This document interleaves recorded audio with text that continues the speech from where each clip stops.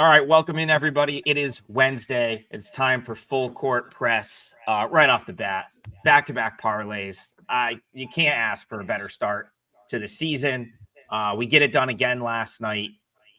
Easier than Monday. I feel like, did we even have a sweat? Was there my leg was kind of a sweat. NCAA got close to the number, but in the end, it got there pretty easily. Rob had 60 points in the first half in his. Brian, remind me, what was your leg again? I forget. We had the under in Mount St. Mary's, West Virginia. That was really never in doubt. They were on pace. That was a crawl. They were on pace for the 120s pretty much the whole time. It actually picked up late, but we had enough wiggle room that it was cool. Yeah, I would say that it was easier than the first day. The first day we had, 2 half-point covers in the first one? Yeah, but, North Carolina A&T, they were covering. Correct me if I'm wrong, Trigg. Obviously, you were paying more attention to that than I was, but there was only a brief moment where they fell out of the money, and it was kind of late, but they didn't let it get away from them. Credit to I guess I was more referring to, so that game, the first half was that happens though, and some of these 20, 22, 23 point spreads, and we'll talk about others today. Like, there's usually going to be one half that ends up being sort of like the lopsided half, and it's a good way. I texted Kelly at halftime of the K-State game yesterday, and I was just like, listen, I haven't watched a minute of this game, and I really didn't. I hadn't watched a second. I said, but I'm just looking at the stats and some of the missed shots and stuff, and I was like, I bet this is a good second half bet for K-State, knowing that Greensboro I don't think is a very good team. And of course, they come out, cover the second half, cover the full game, win the half by 30. So it's like, I do feel like you see that oftentimes in some of these like very, very lopsided games. It's probably a relatively good angle. I mean, if you have a 25-point favorite that comes out and is down 2 at halftime, I feel like you have a good chance to cover the second half. So it's not going to work all the time, but go ahead, Brian.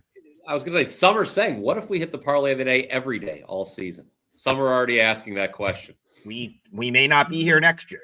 We may not have to work. We may have our own island. Yes. By the way, folks, if you have caught this program either of the first 2 days of the season and you have enjoyed the parlay of the day, or if you've just enjoyed the content we've been sharing, please smash that like button. In the chat, they're saying the thumbs up button turns into a basketball when you hit it. That is not my department, so I'm going to take your word for it. But that is fun. It sounds. Thank you, Victoria L, for your comment, and Colin, nice to see you back in the chat, doing well. So yeah, you guys don't forget to smash that like button and comment down any game. It's a short slate today, Trigg and Rob. So obviously we'll probably be able to get to more games. So comment down below, go ahead and fire those off, and we'll be sure to answer your questions. Also, don't forget to click subscribe. I want to get Rob in here, and we'll go right off. You're right, Brian. Not the best slate, not no real feature game, but I suppose we'll call Creighton, South Dakota, the feature game. It's on. It is an 8 p.m. Eastern start. I believe this is on the Peacock app. For if you're wondering which of the 10 apps that you need to use to watch games tonight, this one looks to be on Peacock, and it's got probably our most notable team that's playing today in the Creighton Blue Jays. I have an opinion on South Dakota. Rob is no longer in his chair, which is fine. I'm going to. Was it something I said? Yeah, he has decided that he's out. Nature calls. It's funny because I think I might have heard his dog bark or so. Here he is. Okay. He's back. There it is. Horrible timing, guys. We have a new dog trainer here with one of our dogs today. And so if you hear like barking or it sounds like a thunderstorm, that is likely what's going on. Mallory's upstairs with the new trainer right now, and we are trying to make our one dog less of an asshole. That is the goal. So we'll see. Nice. We'll see if we can do that. He's great. He's great to us. He's a jerk to our other dog. That's the problem. But neither here nor there. Rob is back, and we got to get going. People are filing in, and they want to hear about Creighton, South Dakota. So kick us off here out in Omaha tonight. Yeah, let's get to South Dakota first, guys. They lose to Utah Tech in overtime the other night, so they've got a game under their belt, like a couple other teams that we'll talk about here today, possibly. And now you play Creighton. It makes me wonder a little bit. I'm going to start with this. South Dakota last year was a guy who bets a lot of Summit League. a very fast-paced team. To see that game at 68-68 at the end of regulation was a little bit of a surprise to me. So I went to the tempo numbers to see, and they are playing a little bit slower here, which doesn't bode well for them against Creighton. Now, my take on Creighton is without Ryan Kalkbrenner, without Nembhard, but especially Kalkbrenner, and with the roster that they've comprised this season heading in, it seems to me like Creighton, which is already an up-tempo, high-scoring team, maybe even a little more up-tempo. So when I bridge those two together, South Dakota trying to play a little bit slower, Creighton maybe playing a little bit quicker just because of the roster construction. Separation could be created fairly easily here by the Creighton Blue Jays. And if that becomes the case, then all of a sudden the number looks a little bit smaller. 29 never looks small to me, so I won't be involved because we don't know how late second half, last 6 minutes, last 5 minutes go. We know how that works in a college hoop, couple of threes, and all of a sudden you were covering all along, you don't cover anymore. But I would think Creighton's the right side here. The total to me has gotten out of range, 168.5, and I'd almost lean towards the under. Now the money's come in on the over, but I think I would lean under here. There were a couple of quotes I read from Greg McDermott, which were, every coach does this, guys, so you got to take it at face value. They all love to preach a little better defense, right? And I see McDermott out there, got a couple of guys incoming this season who are defensive-minded players, and maybe that'll be an attribute of Creighton this season. But for me, I think they'll take advantage of their quickness against a South Dakota team that wants to play a little bit slower. I think their defense probably prevents South Dakota from scoring enough to get this thing up and over the total. So my best lean here would probably be under 168.5. You could, I guess I wouldn't argue anybody off of the South Dakota team total, but I wouldn't trust it as much as I would trust full game under. I concur with that completely. That would be my lean as well. Right before we got on, I saw that total continue to be bet up, and I would punch back at the market on this one. I talked, good friend of mine, Clint, I think you know him as well, Trigg, lives in South Dakota. He didn't like this team. He didn't like this Coyotes team at all. Thinks they're a mess. Thinks head coach Eric Peterson not maybe long for the position, as a matter of fact. Now, we should point out Creighton does have Gonzaga. I believe it's next week. I believe that would be their next game. But yeah, I don't know. Creighton's going to slow it down a little bit. And, I think the hope is betting an under, Rob, as you kind of alluded to. Creighton's got a big lead. They can sit on it. And then the pace dies over the last 5 minutes. This is a high number. It wasn't now up to 169. So, yeah, I would see how high. My advice to everyone watching live, don't bet it yet. Keep an eye on the board. See how high we go. When you think the market's peaked, come in on the under. That would be my lean as well. Yeah, so Clint is great, and Clint actually used to coach basketball at South Dakota. I can't remember which team. I think maybe it was the women's team. I can't remember, but I would trust his opinion on South Dakota basketball. One, two, before I want to give my sort of South Dakota angle, but one thing I find interesting with Creighton is they already know who their next coach is going to be. It's going to be Huss from High Point, who left High Point to basically be the coach in waiting at Creighton. And so, Rob, I'll go back to you before talking about South Dakota. Do you think this Creighton team might start to play more like High Point teams the past couple of years? And the reason that's super interesting is he mostly played slower. With the exception of there were 2 years ago, I think he had Duke Miles, who ended up leaving High Point and going to Oklahoma, who was just an insanely fast player. Didn't matter what you were going to do. You couldn't play slow when you had him because he was it didn't matter what they were going to tell him. He was just the way he played was super fast. Last year, at times, I went down. First of all, Cuban Center, nicest place I've ever been. Incredible campus. That arena is the nicest arena I've ever been in. I got to see High Point play in person last year, watched a bunch of their games, and they played a lot slower. So does that kind of do you think McDermott starts to let him sort of coach the team the way he wants to coach it because he's the next coach? Like, is that something that you take into consideration at all? It always depends how you recruit to it, Adam. If the recruiting continues to be the way it is, then I wouldn't think that happens. Kids come to Creighton to play a certain style.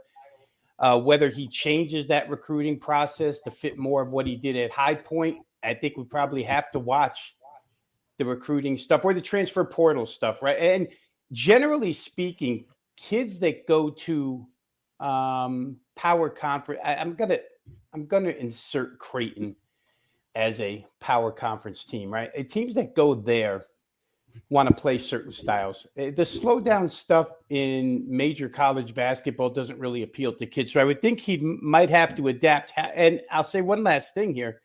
We talked yesterday about Corey Barnett, right, at Oral Roberts. His entire background basically as an assistant coach was slow.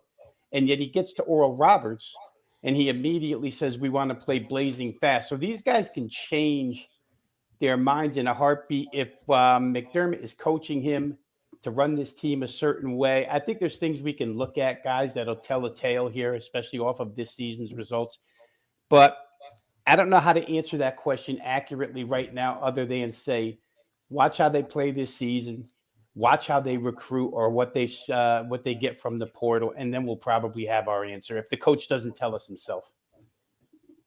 I do hear the echo as well. I'm going to try to figure out like where that's coming from. We don't have a producer back here, so it's like I don't think it's my setup. Someone said Trigg has an echo. I don't think it's my setup producing the echo, so we'll try to figure that out. Yeah, just me. We'll try to. I don't hear an echo, so maybe Brian doesn't hear an echo. I hear it in my earbuds, just very faintly. We will try to figure out where that's coming from. Yeah. I think what I'll probably start to do when I'm not speaking is mute myself, and maybe you guys can as well. We'll just see who's got the echo, I suppose, because we want to make sure you want to listen to this show. And I would want to listen to an echo. Thank you for letting us know. Yes. Yeah. Thank you for letting us know. And we'll, like I said, we can have we can have the producers jump in, tweak stuff, figure out what it is. But I've never had an echo with this setup. So it says the echo is only on Trigg and Rob. Let me see. My echo is turned all the way down. But anyway, we'll power through. We'll figure it out. It's day 3, so we're still working out the kinks as well. So what I'll say about South Dakota, I agree with Clint. I do think that this team is not what they hope to be yet to this point. So I'm going to go back to Monday for a second because I talked about South Dakota. I wanted to bet against this team, and I hedged off the bet. And the reason I hedged off the bet was because I got wind that Utah Tech would have 2 of their best players out, which they did. So I was happy that I hedged off the bet because forget the outcome. I got the info right. Utah Tech was missing 2 of their best players. I did not want to bet on Utah Tech with 2 of their best players out. That being said, they still went into Vermilion, into South Dakota, and beat South Dakota without 2 of their best players. That is very concerning to me. I feel like that's a game that you take Marvel Allen and the other guy that was out off that Utah Tech roster that South Dakota should probably win at home. South Dakota, part of the other reason I went against them was Doetzler. I had a feeling was going to be out, and they had some guys banged up in their exhibitions. He was out. So that's Josiah Doetzler. He's their transfer from St. Louis. I think he's probably the most talented guy on their roster. Definitely one of them. If he was out on Monday, I'd be kind of surprised if they play him here 2 days later against a game in a game that you're probably not going to win anyway. So that would be my concern there. So it's tough. It's hard to lay a huge number like that, but I wouldn't want any part of South Dakota without Doetzler on the floor. And they're a team that I think I more or less am going to look to fade until their roster's full strength. So yeah, that's wish I had something better there. But just some info on, in my opinion, I don't see how you could bet South Dakota without him. So okay. The Joe Dog says he thinks the feds are tapping in. Yeah, well, it's very possible. I don't hear it anymore, guys.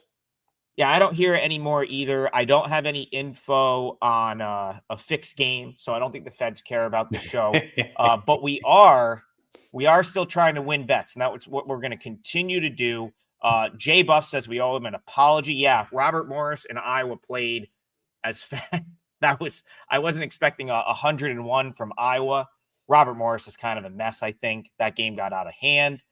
Go ahead, Brian. Do you want to comment on that? Yeah, I saw Jay Buff targeted me. I thought that was uncalled for, quite frankly, Jay Buff. Okay, I thought it was very logical to suspect when you go with the coaching change. I think any person would have read that coaching change and suspected there would be a decrease in tempo from the Iowa side. We got it wrong. I mean, I saw that score and I said, well, guess that's not going to be the way it is. But I think here's what's important though, Trigg and Rob. Okay, the first game, it was the read was completely wrong on the coaching change. But last I checked, there's more than one college basketball game in the season. So that I think it's still something that you need to pay attention to moving forward, because I'm not convinced that Iowa's tempo won't decrease overall this season. Oh, Jay Buff is now all of a sudden retreating after I've called him out, I see. Yeah, I mean, listen. We love you, Jay Buff. We watched a full season of McCollum at Drake. It's listen, one game that gets a little bit out of hand against a very inferior opponent, it's really hard to say like that something's going to go a certain way. I'll be interested to see what Iowa looks like when they play like a quality team. That'll be where I think I start to make opinions on maybe how he's going to coach. And Rob texted us last night and said, he may have to speed it up a little bit just to sort of coach to his roster, right? Because like he brings a couple guys in, but he has some guys that are still holdovers that are accustomed to playing a certain way. Maybe it's going to fall somewhere in the middle. I'll go over to Rob. I've got an opinion on this game, but I'll go to Rob first. Jacob Hefner says, are we running it back with Tarleton today, or is LSU going to smack them down? Well, I've got my Tarleton opinion, which I'll save for now. I'll go to Rob first. How are you seeing? Is there any reason to be interested in LSU here? Well, the head coach certainly is interested in his team, Matt McMahon, this year. He's pleading to the LSU faithful to fill the arena. I have to say, guys, that the addition of Dean Thomas, after seeing him at UNLV the past couple of years, to me is a huge addition. LSU has gone to the portal to get some guys here. I think they're improved, Adam. Now, the Tarleton angle of this for me, and what would keep me off of LSU, is it's LSU's first game out of the box. They played an exhibition game about a week ago where the first half was choppy, but the second half was a 46-point second half with a lot better defensive play. We'll see if that continues into this game. But the teams with a game under their belt, I think, have a little bit of an advantage here. For Tarleton, they want to get these types of games in before they get the conference season. Let's play high-ranking teams, high major teams, and see where we stand. That's probably the one thing that would keep me off of LSU. But I would say in general, I expect LSU to be higher scoring. I think this total is a little bit low at 146.5. I'm looking now as we speak, guys, and it's pushed to 147. So a little movement on the total. That's where my belief would lie in this game, because from what I've read very quickly, and they try to get between the lines because a coach isn't going to tell you everything. But I think if there is one problem or concern of Matt McMahon at this point in time, it would be his defense. I don't think he worries at all about the offense. They were putting on a show the other night. I went back and watched a little bit of the tape with Dean Thomas throwing lobs, et cetera, et cetera. And they've got that type of capability offensively. So for me, it would be over if you can still find the 146.5, and they're not plentiful anymore. I'd look to this game to get over. I think Tarleton, again, having 140-minute session already in the books, offense probably runs a little bit smoother here.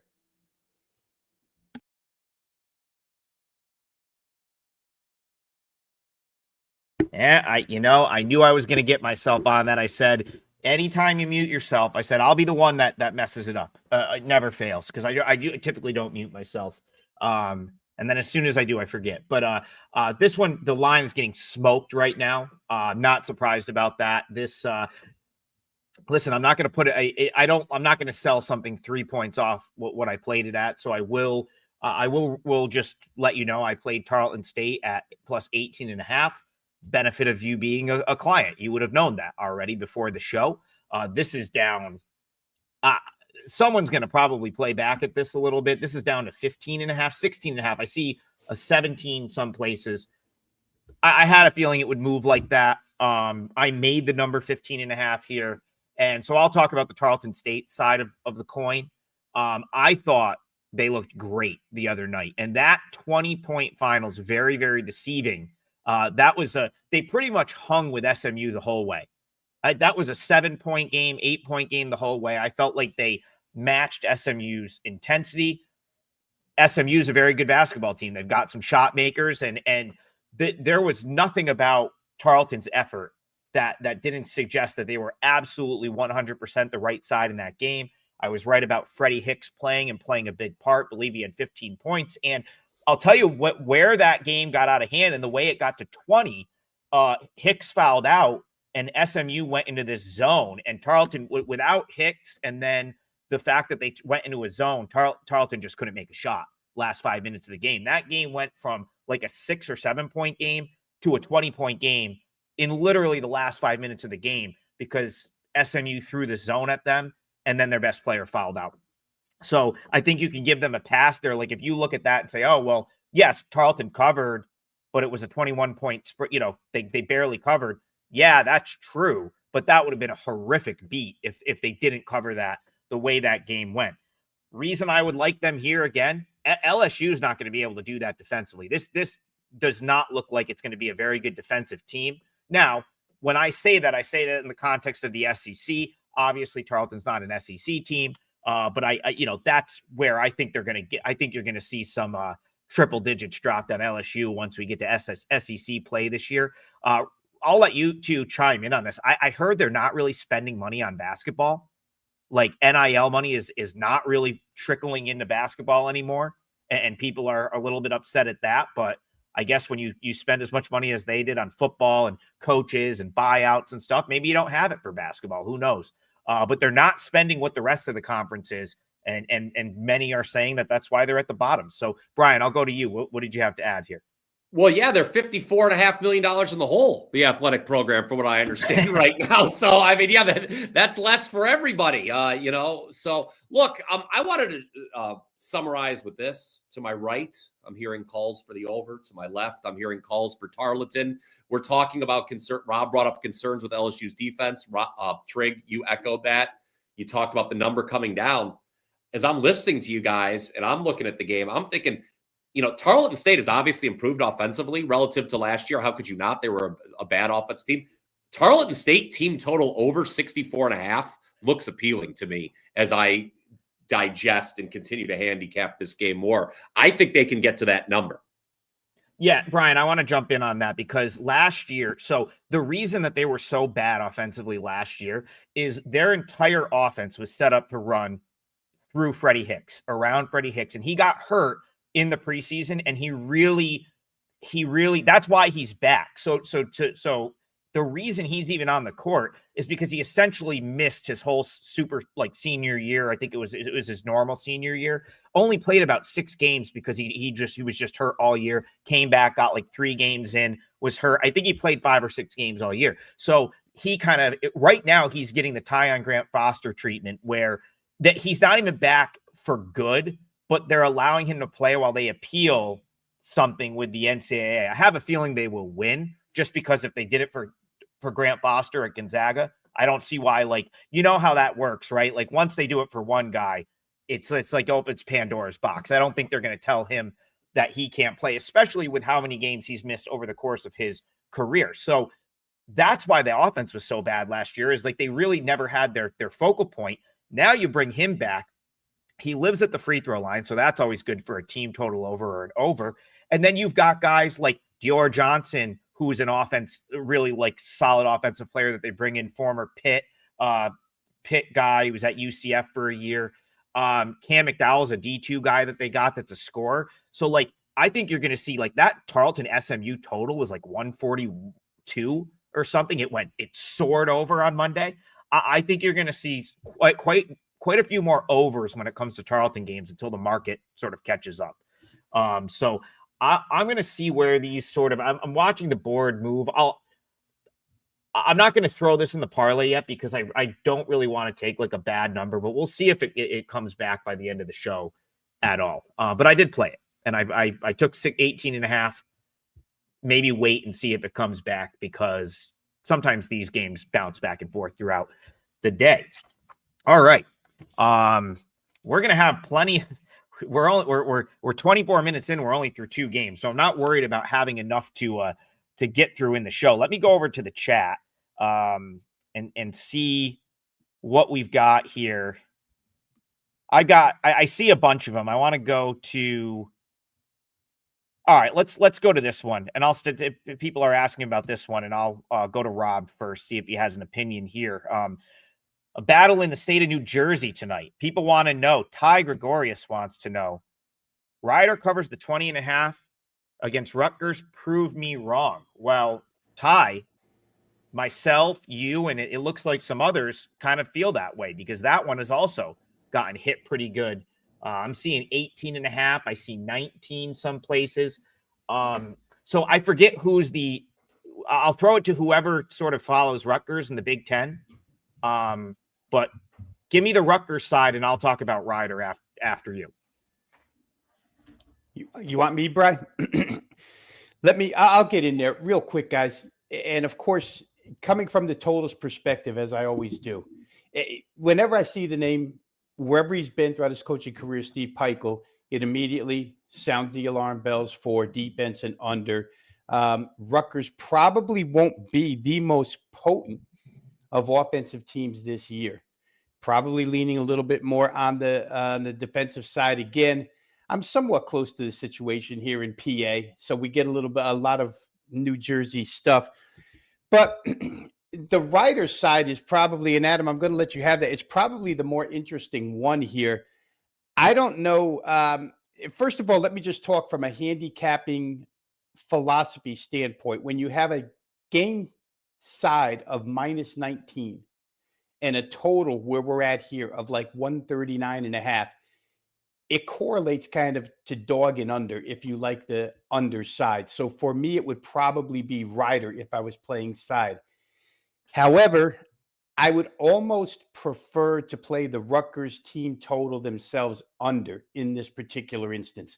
They're a 19.5 point favorite, which means they're going to obviously have the much larger team total in this instance. And if I look at it from the lens that I see this particular game, Rutgers being defensive minded, Rider being fairly slow, methodical pace team, I don't know that Rutgers can get to the number, and I'm going to get the exact team total right now so we can give it to you live. You're talking about 79.5 for Rutgers. To get to 80, to me, seems like a far-fetched hypothesis, so to speak, right? Conclusion. I don't think they get to 79.5 here, guys. And again, for somewhat simplistic reasons, but again, sometimes handicapping can be that simple. You've got a defensive-minded head coach with a team that really doesn't have a whole group full of scorers against a team that plays pedestrian-style pace. It's an in-state battle. I think you get that energy, especially out of Rider, right? I mean, it's Rider playing a Big Ten team, so you're going to get 40 full minutes out of them. I would see this as a Rutgers team total under 79.5. That would be my best look. Go ahead, Brian. Yeah, I wanted to throw something to you, Trigg, because I know you were going to make a case for the. Maybe you weren't going to make a case for the Rider side. No, you're right. You're right. Okay. All right. Well, I'm just you and I think alike. Obviously, look, a game like this, I want to make a case for the dog as well. But my thought is, am I seeing this correctly? I know they were playing Virginia. I know they were not a prolific 3-point team last year either. Rider only attempted 12 threes in the last in the year of our Lord 2025. Guys, you got to get more. You got to get more shots up from behind the arc if you want to win, or at least compete. That would be my one concern with the Rider side here. You can't only shoot 12 threes in a college basketball game in the year 2025. Yeah, so a couple things here, and so again, I'll just I'll start by saying, like, before I get into the Rider angle, I want to talk about Peichel for a second, and sort of some of the stuff Rob said. Like, you got to understand that last year he kind of sold his soul a little bit, right? He had it was like Ace Bailey and Dylan Harper do not fit what Steve Peichel really wants to do. But like, you can't turn down 2 first-round NBA guys, like you just can't. So it's like, and essentially what that Rider team was last year was like those two, a very inferior roster. And it's like Pikel's teams don't really like, he basically had to make concessions for those two. And it was not a very good basketball team outside of those two players. Now, this team is certainly not going to be better than that.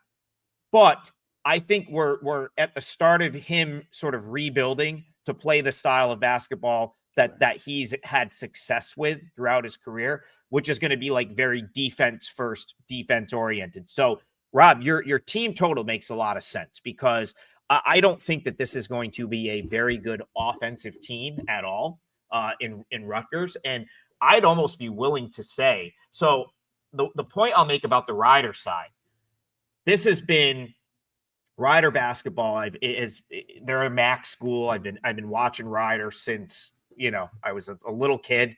They've always been in the same conference as Siena. Badgett has been their coach for 14 years now. And it's always sort of the same thing for Rider. They have a couple of guys that can really ball. It's usually a couple of guards that just like almost kind of carry the team. It's always like one or two guys that carry the team. And they're usually like, I don't think they've made an NCAA tournament since the early 90s. They're never the best. They're rarely the worst.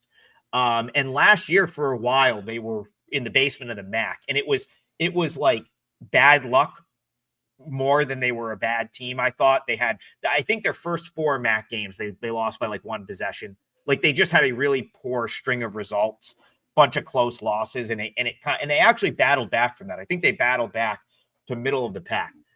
Reason I bring that up is I think they might be a little bit underrated in the context of the MAC this year. Now, they very well may finish near the bottom, but as we talked about yesterday with Mount St. Mary's, it's because there's a lot of other good teams in the MAC this year. The MAC wasn't as good last year as it was this year. So a team like Rider being projected to be 10th or 11th it's like, I mean, it very well could happen, but it doesn't mean that they're like a worse team than they were last year. It just means everyone else ahead of them is better. 3 guards. Now, Aaron Kidd, that's our friend and Virginia insider, we'll call him, Brian. That's our buddy. He's very upset with me right now because of the video I posted about the football team. He texted me he was very, very upset about what I had to say. Look, I already cashed him over 6.5 wins. What do you want from me? He's a Virginia season ticket holder. He's at most football games, most basketball games. He said he was really impressed with Flash Burton in that game against Virginia. And I would say, like, when you look at the guards in this game next to the Rutgers guards, Rider's guards, I don't know if they're better, but they're certainly on par.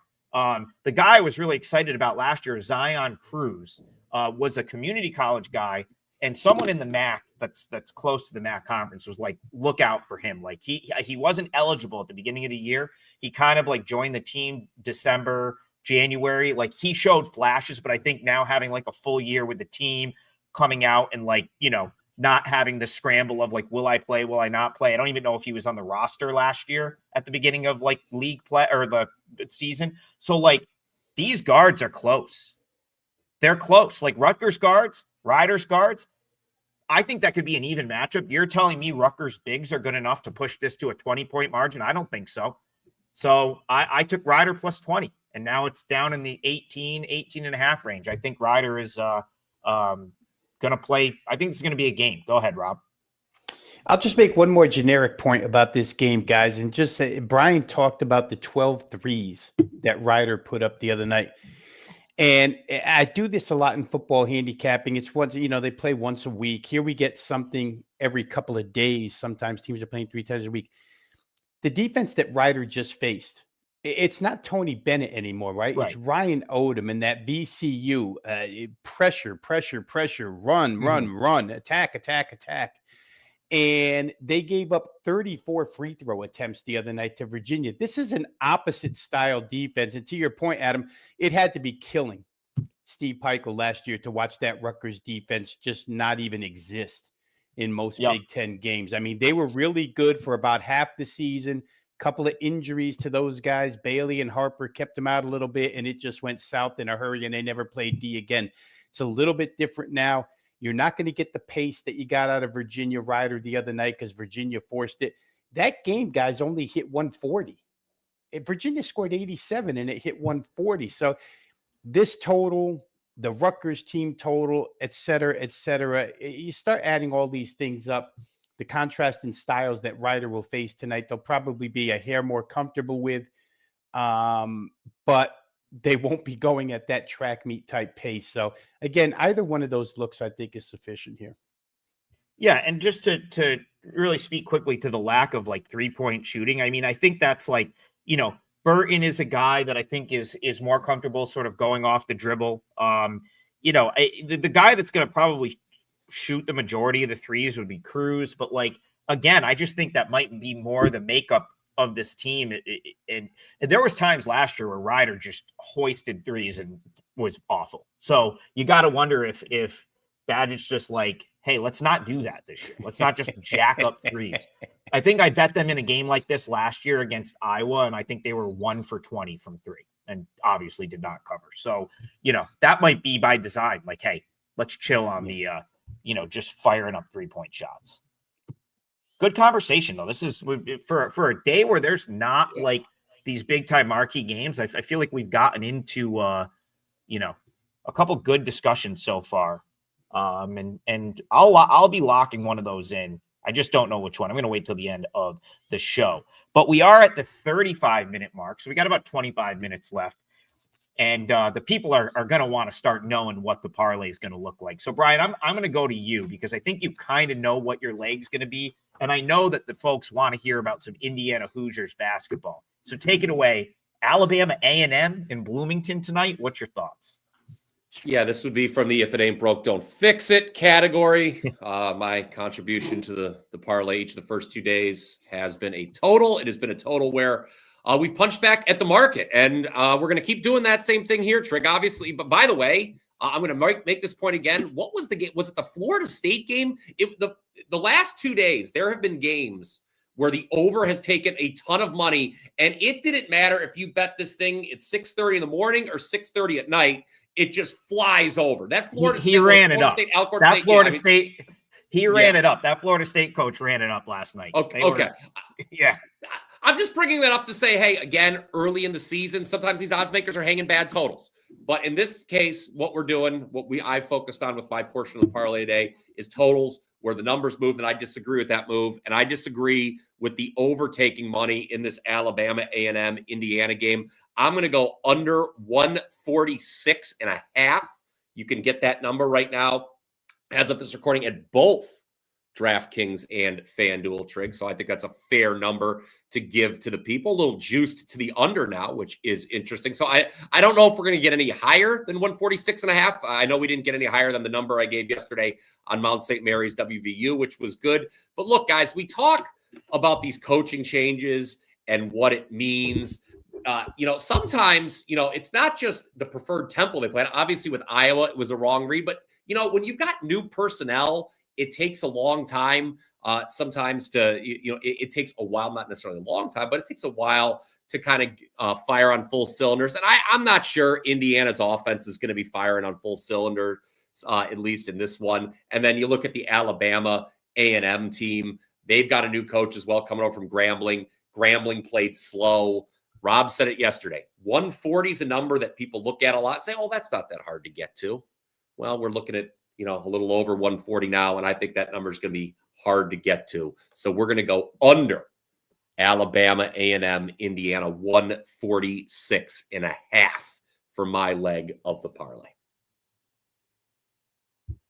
Love it. I'm going to keep moving on because there's a couple more games I want to get to. I'm going to go to my guy, Ethan, who we may see this weekend. I think he might come to the Bowling Green game with us. So shout out, Ethan. He wants to know thoughts on Marquette. He's leaning the dog. Quick turnaround. Has Indiana, is that IU's, that's Marquette, Indiana coming up over the weekend? I think he's, that sounds about right. Not sure if they run this one up. Jay Buff asking about the same game from a totals perspective. I don't have much of an opinion here, so I guess I'll go to Rob. Maybe I'll go to Rob for this one. Do you have a Marquette Southern take at all for us or anything for Ethan or Buff on this one? I'm going to give you, my niece happens to date a Marquette alum who hangs near the program a little bit. So during the season, I would expect that I'll get better, or at least little tidbits on Marquette as it goes along. But I did text last night just to see if I could get a feel for things on this particular game. And there's really nothing that I can point to here, guys, that he said to me that would push me toward Marquette, towards Southern. We see a huge line move here from 21 to 25.5. A lot of times these SWAC teams are just so overmatched in these money games, take the money and run, so to speak. Shout out to Steve Miller Band. So I don't have a really good piece of news to give to the audience here today, but I guarantee that during the season, we'll have some pretty good Marquette stuff. I kind of talked with this guy last year a little bit and found myself to the winner's circle in a few instances. This just doesn't happen to be one of them, although the market seems like they know what's going to happen already.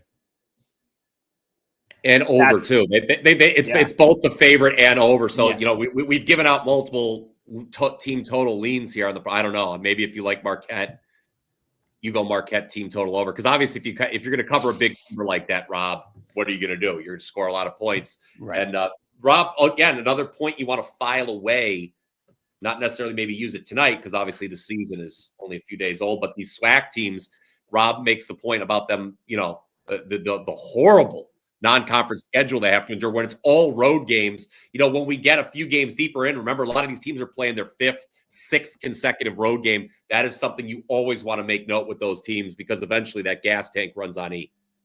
Hey, don't tell that to Bethune-Cookman, though. Oh. Don't tell that to Bethune-Cookman. No. They almost went in and beat Auburn in Auburn the other night. An incredible scene at the end of that game, fouling a half-court shooter to put that in overtime. Stephen Pearl announcing his arrival in Auburn. That gem right there. I believe Bethune-Cookman has one of the more well-regarded marching bands. I'm going to have to check that out here while we break down the next game. I believe they're well-regarded there. Do you know who their head coach is? Not offhand. It's Reggie Theus. It's Reggie Theus.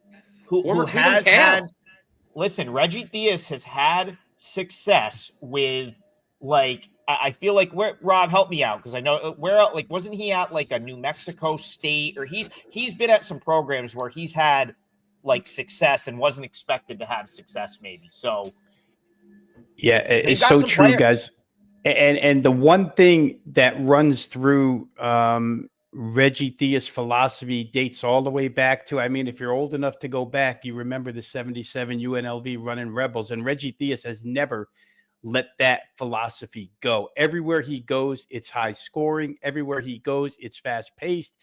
All stems from when he played for Tark. So if you're going to take a look at one of these teams, and again, we've mentioned a bunch of them with philosophical changes in tempo, but if you're going to file one away for lower mid-major teams like Bethune-Cookman, that would be one to file away. Take a check on their overs. I'm going to go back, guys. Did that game go over the total the other night? It had to, right? It was an overtime game, 95-90. So 185 points. But I think in regulation it was over as well, because I remember, I think I texted you guys, is Stephen Pearl actually going to lose to Bethune-Cookman?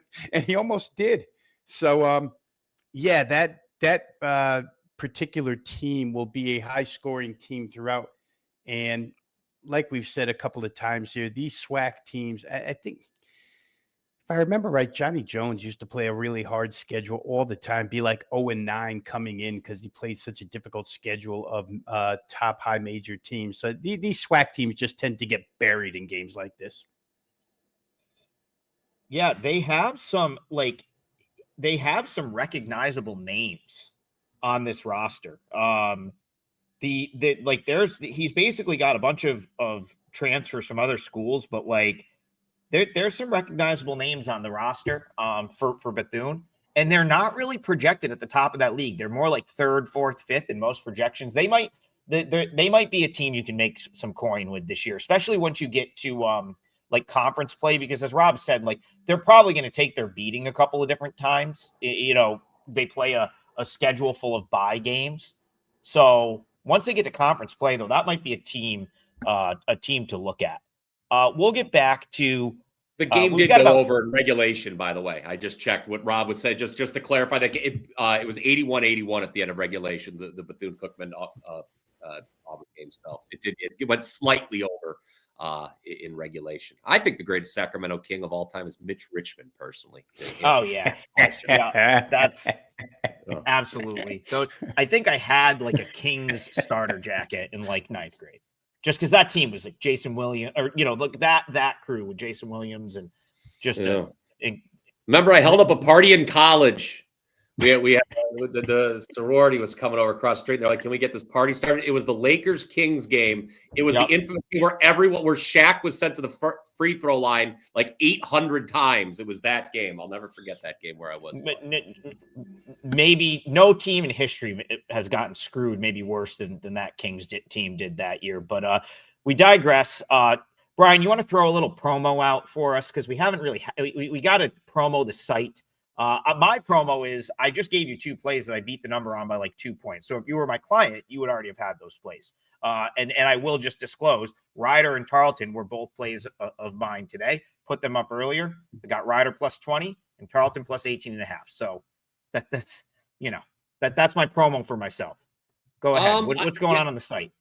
Well, I could talk about the site. Obviously, with the site, we're in the football season. The Ultimate Football Pass is a good idea if you want to lock in with any of us long term. We all do football. The Ultimate Football Pass for less than $35 per week. You get the rest of the football season, all the way through the national championship and Super Bowl. So there you go. That is one way. Of course, the Weekend Warrior Pass is become a very popular option at wagertalk.com. Just $49 gets you any handicapper of your choice. Saturdays, college football cards, Sundays, NFL, and as a free bonus, we throw in Monday Night Football. I will point out shamelessly, Trigg did go 3-0 yesterday on the board. We swept the alma mater, Ohio U. Thank you to everyone who joined me for $5 Tuesday. Ohio U, their much maligned special teams was the difference. Did not have that on my bingo card or in the handicap, Rob, that OU would win that game via special teams, but they did. Just covered. We got the best of the number there. I played OU at -2. And just to show you how busy my day was yesterday, not only was I sweating out the alma mater, not only was I sweating out our 3-team parlay, but it all started in the afternoon. I had to sweat out Bayern Munich getting a red card. Down a man, Trigg. We had a 2-goal lead, and they held on to beat PSG in the Champions League. So we went 2 for 2 on the pitch as well. So you can head on over to my page. I don't have anything officially locked in, but by the time many of you are catching this on replay, that is, there will likely be college basketball for sale. Trackstar, I agree with you. He says, hey, the SWAC will win a game against one of the bigger universities this year. Don't disrespect the conference. I agree with you. I think this is as good as the SWAC has been in a while. In terms of like the top 7 or 8 teams are much better than I think has been in a while. Like it's definitely like one of the better years for the conference. And who knows, maybe Alabama and A&M will grind that game to a halt for BP and show something in Bloomington tonight. I'd also say real quick, Adam, I mean, Bethune-Cookman is back on the card tomorrow against Miami of Florida in an in-state game. If Bethune could take Auburn to overtime, certainly Miami of Florida could be in jeopardy here, the shambles of a program that they've become since Jim Larinaga left last year or checked out last year. So we don't want to disrespect the SWAC. We're just saying, and for general purposes, over the years, SWAC teams take these paychecks and get buried. It may not happen all the time this season, but it's a good rule of thumb. Go ahead, BP. Well, I'm glad you yourself. Yes, that helps. I'm glad you clarified that. We're not disrespectful. Has anyone ever respected anyone according to anyone anymore in the year 2025? We're not disrespecting the SWAC. We're simply pointing out the fact that these teams play an ungodly amount of road games in the non-conference, and you should be aware of that. That's all we're saying. And also, Mitch Richmond definitely played for the Sacramento Kings, guys. Please just go to betting angles. That's what we're here for, Brian. Yes, betting angles. Yes, go to wikipedia.com. They will give you the answer to that. It's a valuable resource.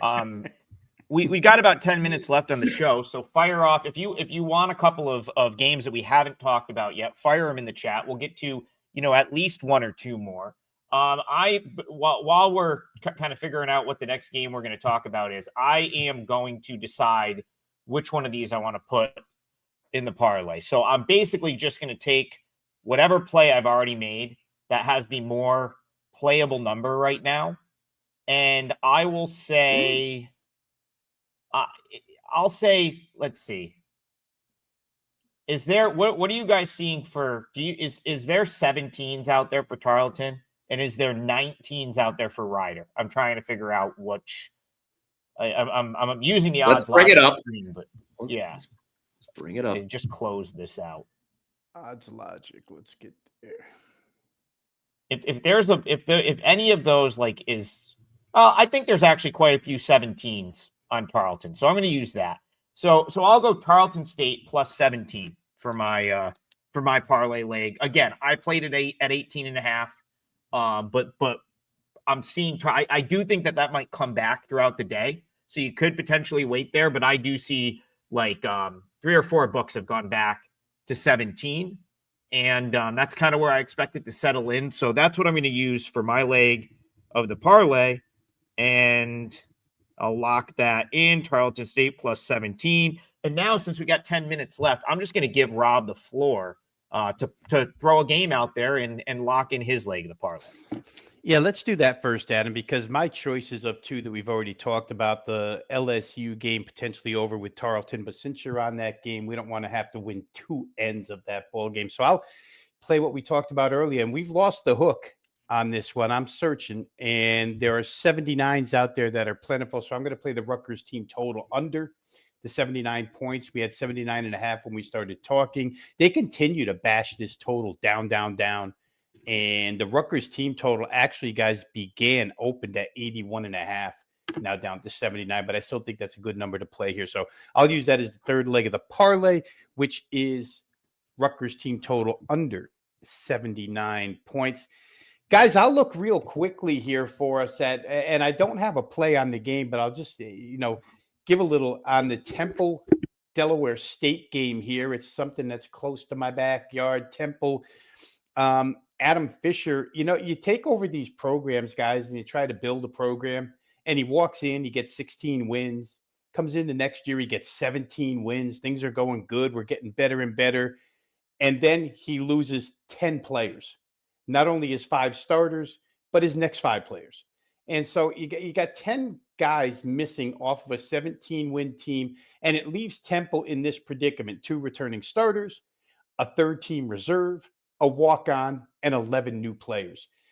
We've talked a lot the first 3 days about cohesion, and this is, Trigg, I know we talked about this a few weeks back when we were discussing the format of the show and whatnot, but just correlate it to what John Calipari used to have to do with 5 new incoming freshmen every single year, and it took him a while. And now you get that about 80 to 90 times over across the country, coaches dealing with all new starters. It's going to be tough for Adam Fisher this year. He's got some backcourt talent, got a little bit of rim protector, but there's not a lot of depth on this team. Let me rephrase. There's not a lot of quality depth on this team. So when they go to the bench, it's going to be a little difficult, at least early on for Temple. Delaware State, almost the same scenario, guys. Stan Waterman got a contract extension. Going to be his 4th year at Delaware State, but he got the extension because he increased the win total on this team. They put together back-to-back seasons with a win total that hadn't been surpassed in 30 years. And so Delaware State becomes a team now that you think is on the rise. However, he lost all 5 of his starters. 3 of them were all MEAC players. Tough to overcome. Go to last year, both of these teams played high tempo, 78 points a game they each averaged. You'd expect high tempo here, but I don't know what the quality of offense is going to be. All that being said, and I'll say it again because I think I said it the other day, just because you're missing or trying to get cohesive with a new offense, I think defense suffers as well. In basketball, when you play open floor style, which these two do, assignments get blown all over the court, layups, dunks, et cetera, et cetera, et cetera. So tough for me to play it either way. I know the market likes Delaware State a little bit. We'll see how this goes and which one of these two coaches who actually have done a good job rebuilding are now faced with another rebuild after they've already been there a few years. Yeah, I want to, we've got about 4 minutes left. So I want to just quick touch on a couple of the the games out west tonight. I'll just really quick talk about South Carolina Upstate and Fresno State. So far, once again, last night, NCAA, they were one of the teams we talked about that had some of the, shenanigans going on last year with guys getting kicked off the team. They covered. I think those teams are like 3-0 now. And Fresno State was one of the ones last year that had guys kicked off and actually banned from ever playing college basketball again. I believe 3 players were found guilty of like game fixing or whatever on that team. So my number is right in line with where the market is at 9 and at 9.5.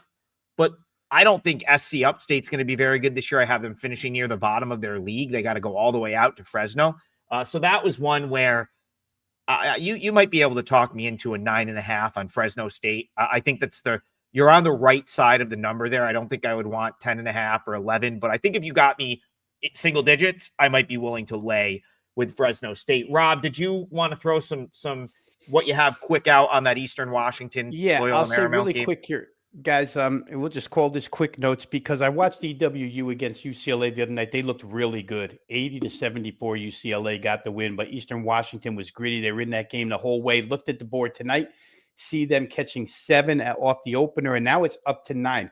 And in this instance, Adam, I'll just defer to you because I don't have the info. The only reason I can see for a 2-point increase in this line is when I checked out Loyola Marymount's box from the other night. Tanner Thomas, the kid from Sacred Heart, didn't play in that game. And now when I see Loyola moving 2 points up against a team that played UCLA to within 6, I ask myself, why is that? And maybe Tanner Thomas is going to play tonight. I'll have to look into it a little further, but that's the only reason I can see betting LMU, who had a 137-54 win over Lincoln University of California, because we have one of those in Pennsylvania too. I chuckle because Tanner Thomas, coming from the MAC conference at Sacred Heart, was like a notorious game time decision guy. Like there'd be times where he was in, there'd be times where he was out. So it would not surprise me if he's randomly back tonight. And he is a very good player. He was the best player on that Sacred Heart team. I think he will be a nice contributor to Loyola Marymount. Brian, did you want to just jump in here before we call it a day? No, well, yeah, I will. As a matter of fact, just a reminder, guys, check all of us out. WT.buzz/AT, WT.buzz/RV, WT.buzz/BP for all of our plays. We thank you all for watching the program here over the last hour. Remember, we are live Monday through Friday, 10 a.m. Eastern.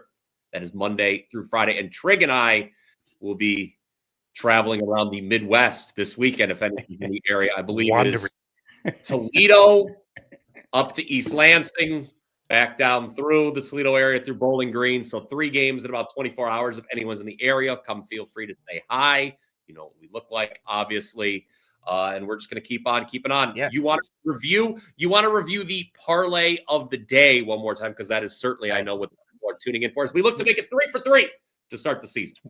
It's what the people are coming for at this point. We've won them both. So on the year, a great start. I guess our if you would call it our best bets for the show. That's they're 6-0. We've hit the 3-teamer twice now, and so we're gonna try to do the unprecedented and hit 3 straight 3-teamers. I don't think TB, Brian Leonard, and myself hit 3 straight 3-teamers at any point during the baseball season. So we can potentially make that happen today. It's another just everything was -110 when I looked, so we'll call it 6-1. Obviously, shop around. Brian is going with the under in Alabama A&M Indiana. That's a full game under. We have a full game team total under for Rob Vino on the Rutgers team total under 79. That would be the Rutgers Rider game. And then I will go with Tarleton State plus 17. So that's your 3-teamer. You've got Tarleton State plus 17, Rutgers team total under 79, and then Alabama A&M Indiana under 146.5. Can we get it done? Can we do? You know what? If we hit 3 of these, I need the Wager Talk producers to put together like a montage. I want the fire, like the Who's Hot thing. I want the whole treatment if we hit 3 of these in a row. One last point from me. I will apologize. We do try to leave no stone unturned, but I do apologize. We didn't give out that Cal State Northridge women's first half spread last night. That would have been a nice winner. I don't know if you saw that. Bethesda throwing up the goose egg in the first half. That was unbelievable. Yeah. All right, we're out. It's 10:59. I told him I'd be off before 11, so we're going to leave you guys. We'll see you in the morning, 10 a.m. tomorrow for more Full Court Press.